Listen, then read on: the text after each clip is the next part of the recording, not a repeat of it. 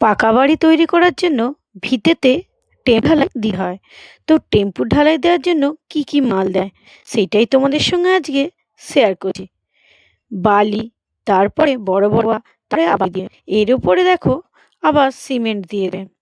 Cement দিয়ে তিনটে ভালো করে মিশিয়ে নেবে। সিমেন্টটা পুরোই ঢেলে দিচ্ছে। আবারও দেখে নাও টেম্পু ঢালাইয়ের জন্য কি কি দেয়।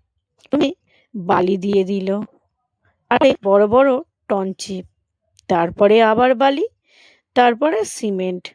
তো কারা কারা এই ঢালাইয়ে মাল মাখানো দেখতে চাও আমাকে অবশ্যই কিন্তু কমেন্ট করবে।